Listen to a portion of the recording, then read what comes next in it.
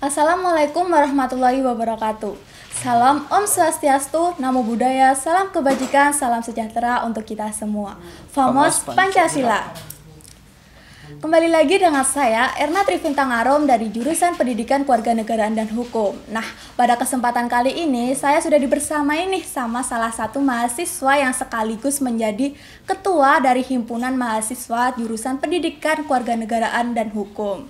Nah, mungkin dari teman-teman akan mengenal atau ingin mengenal lebih dalam siapa sosok dari Ketua Himpunan Mahasiswa dari Jurusan Pendidikan Kewarganegaraan dan Hukum. Nah, langsung saja dengan itu saya persilakan kepada Mas Ari Surya Volta untuk memperkenalkan diri nih. Nah, silakan Mas. Oke, baik. Terima kasih Mbak Erna atas waktunya ya. Sebelumnya, Assalamualaikum warahmatullahi wabarakatuh. Selamat pagi dan juga salam sejahtera untuk kita semua.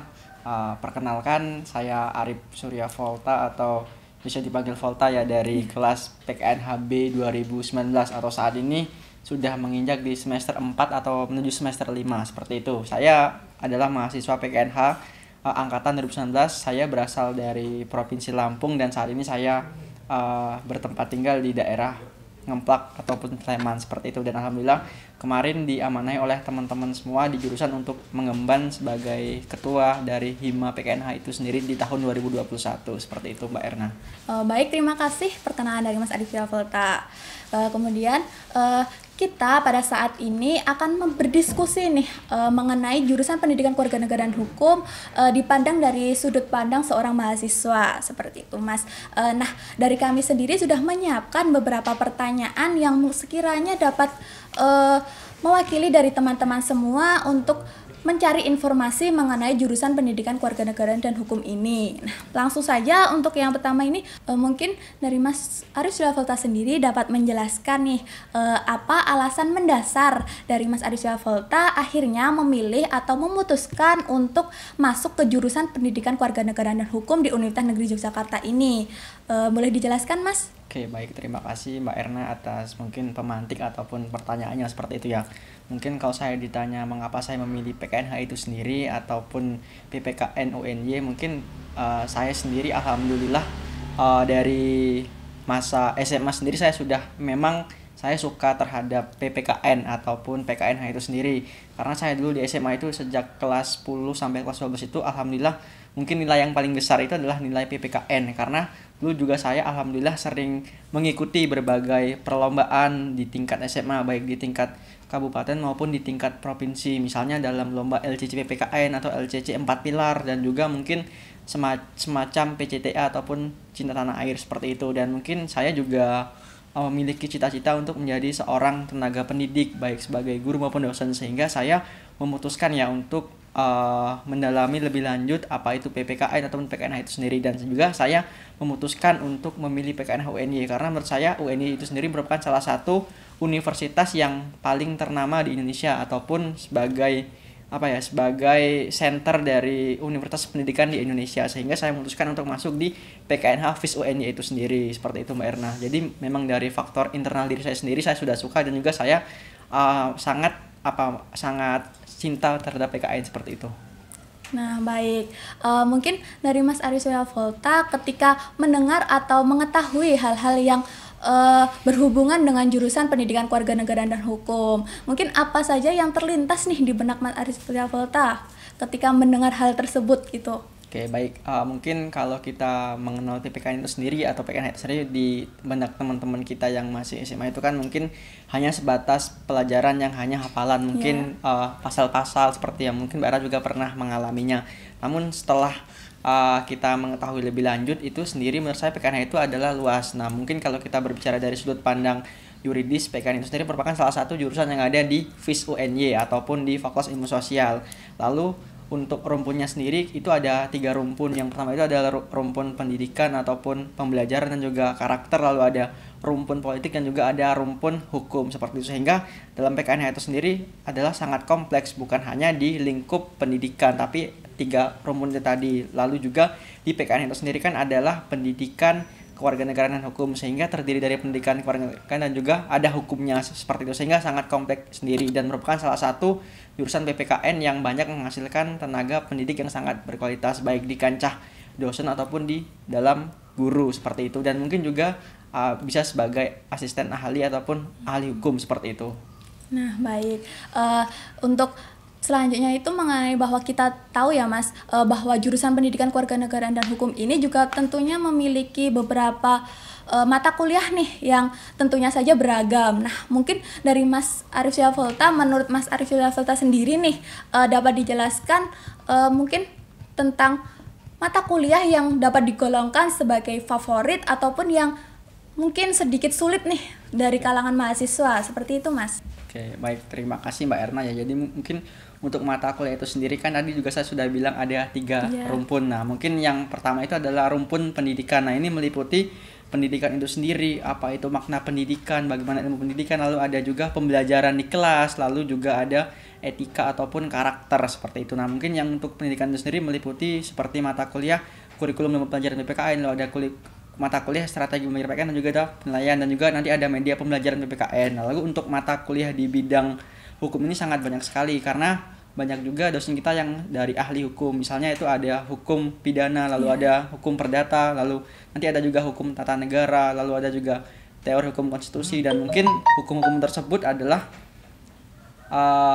yang mana nanti yang bisa kita laksanakan di masyarakat, sehingga kita tidak akan pernah ibaratnya menyesal mempelajari, karena itu akan sangat berguna untuk kita di masa depan. Lalu juga ada mata kuliah di rumpun politik. Nah, mungkin ini yang sangat fenomenal ya, ataupun sangat disenangi oleh teman-teman, karena di sini kita juga belajar bagaimana teori-teori politik di dunia, di Indonesia, lalu juga kita juga diajak untuk menganalisis berbagai macam problem politik di Indonesia, misalnya terkait dengan pemilu di kala pandemi, lalu bagaimana kebijakan ataupun isu amandemen UUD 45, dan juga isu bagaimana jika presiden itu 3 periode seperti itu. Nah, mungkin untuk mata kuliah yang favorit tuh karena saya itu sebenarnya suka semua di 3 rumpun, tapi menurut saya suka atau cenderung suka di mata kuliah di pembelajaran ataupun di strategi pembelajaran PPKN lah. Untuk mata kuliah yang sulit itu menurut saya itu berbeda-beda setiap orang, tapi menurut saya itu tidak ada yang sulit selagi kita mau berusaha dan juga kita mau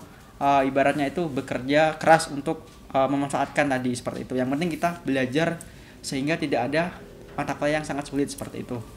Nah, untuk selanjutnya nih Mas, mungkin dari pemberian dari dosen-dosennya itu berbeda-beda ya, pemberian materi ataupun motivasi. Nah, mungkin dapat dijelaskan atau secara besar nih bagaimana pemberian motivasi atau materi dari dosennya kepada mahasiswa di jurusan pendidikan kewarganegaraan dan hukum tersebut. Oke, baik, terima kasih Mbak Erna. Jadi untuk pemberian materi sendiri menurut saya itu sendiri sudah sangat baik ya, karena juga dosen kita itu kan sudah sangat baik semua ataupun sangat berkualitas semua, sehingga dalam memberikan materi tadi mereka ataupun dosen itu tidak hanya memberikan materi secara real, tapi juga mereka menyisipkan berbagai macam karakter, berbagai macam pembawaan, lalu juga ada mungkin motivasi yang terselip di berbagai macam pembelajaran di kala daring ataupun secara offline, sehingga selain kita memahami materi tadi, kita juga dituntut untuk bisa seperti mereka menjadi panutan ataupun teladan, sehingga yang saya rasakan adalah selain kita mengerti materi, kita juga bisa menjadikan mereka itu sebagai role model ataupun panutan untuk mahasiswanya di jurusan PKNH. Dan juga saya berharap dosen-dosen juga tetap bisa menjaga passion mereka dan juga menjaga kualitas mereka walaupun di kala pandemi seperti ini. Nah, selanjutnya nih, mungkin dari Mas Arif Syafulta mengetahui atau mungkin memiliki hal yang dapat dikatakan menarik di jurusan pendidikan kewarganegaraan dan hukum ini. Nah, mungkin dapat dijelaskan itu hal apa yang dikatakan menarik itu, dan mungkin selain itu juga tantangan terbesar yang dihadapi oleh jurusan pendidikan kewarganegaraan hukum dalam menyelenggarakan proses perkuliahan di masa daring seperti ini. Oke, baik, terima kasih Mbak Erna. Ini menurut saya sendiri yang saya rasakan itu adalah menariknya apa? Karena gini, kita di PKNH itu sendiri kan dalam mempelajari materi kan terdiri dari berbagai macam perspektif atau sudut pandang. Misalnya ada sudut pandang politik, lalu ada hukum, ada juga pendidikan ataupun etika dan moral. Nah, mungkin yang menariknya adalah gini, semisal kita diberikan suatu problem ataupun suatu tugas ataupun masalah, kita itu dituntut untuk memberikan argumen berdasarkan atau dari berbagai macam sudut pandang, sehingga kita itu tidak hanya terfokus pada sudut pandang saja. Misalnya begini, terkait dengan PPKM ini kan kita sedang melaksanakan PPKM ya, sudah hampir 1 minggu. Nah, mungkin kita itu dituntut bagaimana sih dampak PPKM ini terhadap misalnya perekonomian kita, bagaimana, apakah mereka para pedagang yang ditutup usahanya itu bisa untuk berjualan. Lalu di sudut pandang ini juga pendidikan juga, bagaimana teman-teman mahasiswa baru yang sedang mempersiapkan kuliah tetapi malah ada pandemi, bagaimana persiapan mereka. Lalu juga di bidang politik juga, bagaimana mungkin para penguasa negara kita ini atau para pejabat negara itu melaksanakan tugasnya dengan baik di kala pandemi. Lalu juga mungkin tantangan terbesarnya ya adalah saat kita kuliah itu kan masih diberikan tugas. Nah itu mungkin yang tantangan itu adalah bagaimana saat kita diberikan tugas kelompok sehingga kita harus berdiskusi, sedangkan teman-teman kita itu kadang mungkin ada yang slow respon, lalu ada juga yang tidak terkendala sinyal ataupun mungkin tidak berkontribusi, sehingga membuat kita juga agak merasa kesal. Tapi di setelah tantangan kita bagaimana kita tetap bisa bekerja sama secara secara efektif namun di tengah berbagai keterbatasan seperti itu. Nah, baik. Mengingat tadi ya pas perkenalan Mas Arif Fatas menjelaskan nih, Mas Arif sudah menjalani kehidupan sebagai mahasiswa sampai semester 4. Nah, mungkin dapat dijelaskan nih apa saja yang sudah didapatkan dari proses perkuliahan di jurusan Pendidikan Kewarganegaraan dan Hukum ini. Oke, baik.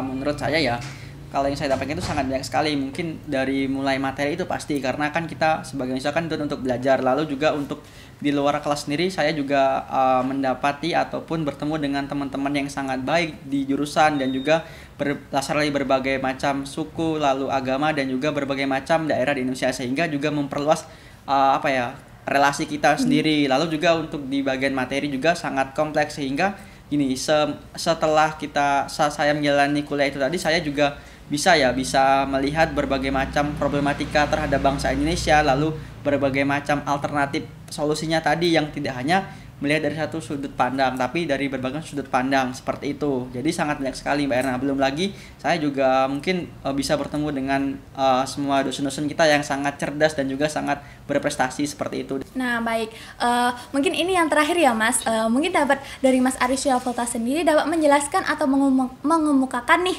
harapan ataupun saran pesan dari Mas Arif Syafalta sendiri untuk jurusan Pendidikan Kewarganegaraan dan Hukum agar lebih maju ke depannya nih. Oke, baik, terima kasih Mbak Erna ya. Ini untuk mungkin penutup ya. Mungkin harapan saya adalah untuk semua sivitas akademika PKN sendiri bisa saling bahu-membahu dan juga bekerja sama ya untuk lebih memajukan jurusan kita. Apalagi kita kan berada di tengah era digital ataupun era 4.0, sehingga kedepannya kita juga bisa mengikuti perkembangan zaman dan juga tetap berkualitas di tengah ancaman berbagai macam globalisasi seperti itu. Dan juga saya juga berharap semoga PKN sendiri dalam beberapa tahun ke depan juga akan mencapai akreditasi internasional dan juga lebih baik lagi. Dan juga saya berpesan terhadap semua teman-teman di luar sana, jangan takut untuk memilih PKN karena PKN itu sangat luas sendiri prospek kerjanya seperti itu, mulai dari guru, dosen ataupun berbagai macam ahli hukum ataupun peneliti seperti itu Mbak Erna. Ya baik, mungkin dari saran pesan ataupun harapan tadi semoga dapat tercapai nih untuk kemajuan dari jurusan Pendidikan Kewarganegaraan dan Hukum. Nah, dari teman-teman itu tadi merupakan diskusi atau bincang-bincang kita mengenai jurusan Pendidikan Kewarganegaraan Hukum bersama Mas Arif Syafalta selaku Ketua dari Himpunan Mahasiswa Jurusan Pendidikan Kewarganegaraan dan Hukum. Nah, semoga apa yang kita bincangkan atau kita diskusikan tadi dapat memberikan manfaat nih kepada teman-teman untuk menambah ilmu atau menambah informasi mengenai jurusan Pendidikan Kewarganegaraan dan Hukum. Nah, tidak lupa saya mengucapkan terima kasih kepada Mas Arif Syafalta telah menyempatkan waktunya untuk mengikuti diskusi kali ini. Mungkin itu saja yang dapat saya sampaikan, kurang lebihnya mohon maaf. Om Santi Santi Santi Om. Wassalamualaikum warahmatullahi wabarakatuh. Famos Pancasila.